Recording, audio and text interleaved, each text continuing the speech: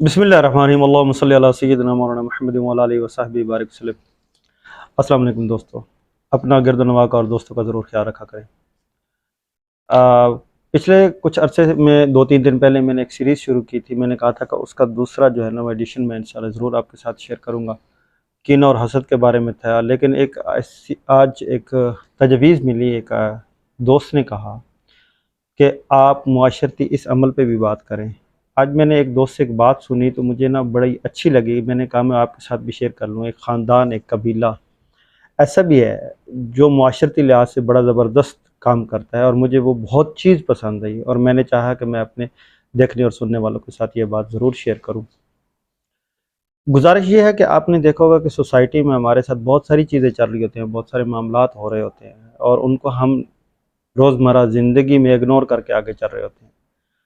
माशरती ज़िंदगी में औरत और मर्द ये दोनों गाड़ी के पहिए हैं और इनमें साथ चलना होता है तो ज़िंदगी के मामलात सही रास्ते पे गामज़न रहते हैं। अब जब देखेंगे कि एक बच्ची है, एक औरत है, एक बहन है, बेटी है, जब उसकी शादी के लिए बात की जाती है तो आपने कभी उस बाप को गौर से देखा है जिसकी छोटी सी बच्ची पैदा हो जाती है तो वो उस फ़िक्र में लग जाता है कि मैंने अपनी बेटी के जो है ना वो हाथ पीले करने हैं, इसको पिया देश भेजना है। तो वो उसकी सारी ज़िंदगी इसी मेहनत में, इसी लगन में, इसी मामलात में शुरू हो जाती है।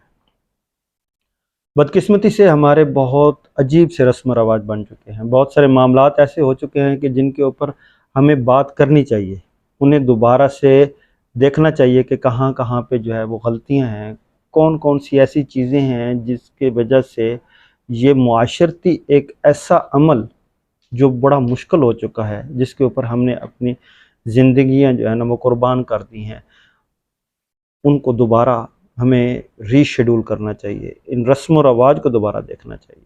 अभी आप किसी एक शादी पे चले जाएँ, एक छोटे से घराने की शादी भी चले जाएँ तो वो रस्म रवाज की मद में वो शादी जो है वो अपनी बिसात से, औकात से बाहर होती है।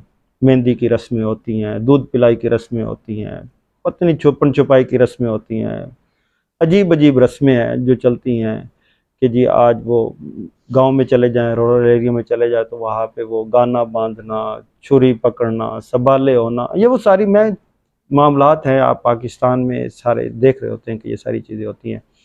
तो इसका अल्टीमेटली जो होता है ना वो एक घर होता है जो इन सारे अखराजात को जो है ना वो उसने ही अदा करने होते हैं और वो करता होता है। ये रसूमात की बिना पर बहुत सारे घराने जो हैं वो इस इज़दवाजी ज़िंदगी से महरूम होते चले जा रहे हैं। बेरारवी आम होती चली जा रही है। लोग जो हैं वो बड़ी मुश्किल से इस मंज़िल को अबूर करने तक पहुँच रहे हैं। आप से मैंने जैसे गुजारिश की कि वो एक बाप जिसकी बेटी पैदा होती है उसकी सारी ज़िंदगी गुजर जाती है कि मैंने अपनी बेटी को जो है पिया देश भेजना और उसको अज़दवाजी ज़िंदगी से मुंसलिक करना, उसके घर में जाना। तो जब ये हो जाता है तो बदकिस्मती से कुछ यूँ होता है कि वो एक बेटी, एक बहन जो 20-22 साल एक घर में गुजार के आई है, ख़ानदान में गुजार के आती है, तो वो जब दूसरे घर में जाती है, दूसरे घराने में जाती है तो सिर्फ़ 2-3 माह के बाद ही उसको जो है ना एक्सेप्ट नहीं किया जाता, ना वो शायद वो भी एक्सेप्ट ना करती हो। तो इसको ज़रूर सोचें कि पहले तो ये सोचना चाहिए कि वो बेटी, वो बहन जो वो घर छोड़ के आई आपके पास, उसने 20-22 साल उधर गुजारे हैं, तो उसको आपके रस्म व रवाज और आपके तौर तरीके में घुलने मिलने में को थोड़ा टाइम लगेगा। लेकिन कुदरती एक अमल कह लें कि बहुत जल्दी जो है वो औरत फ्लेक्सिबिलिटी के साथ उन चीज़ों में अपने आप को ढाल लेती है जो आगे रिक्वायरमेंट होती है। वो अपनी इज़दवाजी ज़िंदगी में अपने शौहर के घर, अपने ससुराल में अपने आप को एडजस्ट करने की पूरी कोशिश करती है और कर लेती है। लेकिन कुछ थोड़े से अरसे के बाद ये हकीकत पे मबनी चीज़ें हैं कि ससुराल वाले जो हैं उसको नहीं एक्सेप्ट करते कि जी तुम्हें हमारे ख़ानदान के रस्म व रवाज का नहीं पता, हमारे मामलात का नहीं पता, हमारी ये चीज़ें नहीं हैं, आप इसमें इन्वॉल्व ना हो, आप उसमें इन्वॉल्व ना हो। आप उस बेटी को बेटी बनाएं और उसको इन्वॉल्व करें, उसको सारी चीज़ें दिखाएं, जो आपके रस्म व रवाज हैं वो अदा करे, उसको भी करने चाहिए। इन चीज़ों की तरबियत होनी चाहिए और वो आपस में मिल जुल के इन चीज़ों को डिस्कस करें और बात करें। जिस ख़ानदान की मैं आपसे बात करने चाह रहा था, एक पठान फैमिली है जिनका ये अमल होता है कि वो جب شادی کے دن طے ہو جاتے ہیں، رشتہ جو ہے وہ طے ہو جاتا ہے، تو ان کی بڑی مزے کی جو ہے نا وہ مجھے بڑی پسند آئی ہیں۔ یہ شرائط ہوتی ہیں کہ جو دلہا والے ہوتے ہیں وہ جب بارات لے کر آئیں گے دلہن کے گھر، تو دلہن کے گھر میں جتنے باراتی آئیں گے ان کے کھانے کے اخراجات وہ جو دلہا والا گھر ہوگا وہ ادا کرے گا۔ دلہن کے گھر پہ کسی قسم کا کوئی بوجھ نہیں ڈالا جائے گا، اور یہ بڑی ایک اچھی عادت ہے، اور میں اس کو بہت مجھے پسند آئی یہ بات، اور میں یہ چاہتا ہوں کہ ہم سب کو اپنی بساط کے مطابق اس کے اوپر ضرور عمل کرنا چاہیے۔ اور دوسری بڑی بات اس میں یہ تھی کہ جو فرنیچر ہوگا گھر کا، دولہے کی طرف سے فرنیچر بنایا جائے گا، اور وہ فرنیچر جو ہے وہ اس دلہن اور دولہے کا ہوگا جو نیو بیاہدہ جوڑا ہوگا۔ تو یہ اخراجات بھی دلہن کے اوپر نہیں ہوں گے، وہ سارے کے سارے دولہا کی طرف ہوں گے، اور لازمی بات ہے ہر کسی نے اپنی بساط کے مطابق کرنے ہوتے ہیں۔ اور تیسری بات جو سب سے بڑی بات تھی، وہ ایثار کی بات، وہ محبت کی بات، وہ رشتے کی بات، وہ تعلق کی بات، وہ خون کی بات، وہ یہ تھی کہ وہاں پہ یہ نہیں کہا جاتا کہ آپ نے مجھے کیا دیا، میں نے آپ کو کیا دیا۔ اپنی بساط کے مطابق بڑے ماموں، چچا، ماموں، پھپھو، جو بھی ہے، خالہ زاد، خالہ، وہ اپنی بساط کے مطابق اس بچی کو سامان دیتے ہیں۔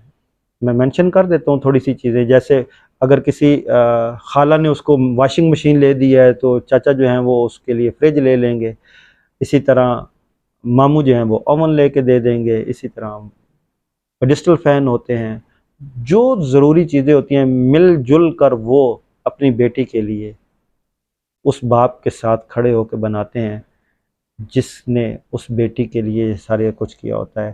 اور وہ یہ صرف ایک کے لیے نہیں ہوتا، پھر یہی چیزیں وہ جب اسی خاندان میں دوسرے لوگوں کے ساتھ وہ بیٹی کوئی بیاہتی ہو تو اس کے ساتھ بھی یہی عمل کیا جاتا ہے۔ تو وہ ایک گھر کے اوپر، ایک باپ کے اوپر، بہن بھائیوں کے اوپر وہ بوجھ نہیں پڑتا، وہ بلکہ تقسیم ہو جاتا ہے۔ جب تقسیم ہو جاتا ہے تو وہ آسانی سے ہو جاتا ہے۔ اور اکثر دیکھا گیا یہاں پہ پٹھانوں میں تو یہ بہت عام سی ہے کہ جب کوئی بیوہ ہو جائے، کسی وجہ سے رشتہ ازدواج سے اس کو طلاق ہو جائے، تو اس کو ویسے نہیں چھوڑ دیا جاتا، اس کو دوبارہ جو ہے نا وہ اڈاپٹ کرتے ہیں اور رشتے میں رکھتے ہیں۔ آپ نے دیکھا ہوگا موسٹلی پٹھانوں میں 2 3 4 5 شادیاں ہوتی ہیں۔ وہ شادیاں اس لیے بھی ہوتی ہیں کہ عورت اپنے گھر میں اچھی لگتی ہے، اور اس کے گھر میں ہی رہنے سے جو ہے وہ معاشرہ سکون سے رہتا ہے۔ کبھی آپ نے اس چیز پہ غور کیا ہے کہ آج ہم جس عورت کی تذلیل کر رہی ہیں، ہماری نسل نو کی تربیت اسی عورت نے کرنی ہے؟ کبھی آپ نے اس چیز پہ آپ کو اس چیز کی فکر ہوئی ہے کہ جب ماں کی تربیت نہیں ہوگی تو آپ دنیا بھر کی تربیت دے لیں، آپ کی اولاد کو تربیت نہیں ملے گی۔ جو پہلی گود ہوتی ہے، گود، وہ ایجوکیشن کی سب سے پہلی کلاس ہوتی ہے، اور وہ ماں ہوتی ہے۔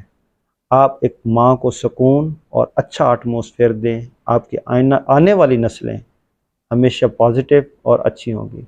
میرے اس پیغام کو جہاں تک ہو سکے پہنچائیں، اپنی آراء دیں، تجاویز دیں، اور جس نے اس چیز کو کوئی اور مزید اس میں کوئی چیز شامل کرنا چاہتا ہے، اس میں کوئی چیزیں ایسی ہیں جو اچھی نہیں لگی، آپ ضرور کمنٹ سیکشن میں بتائیے گا۔ اپنا اور اس چینل کا ضرور خیال رکھیں۔ مجھے دیں اجازت، آپ کا میزبان رضا خان۔ السلام علیکم۔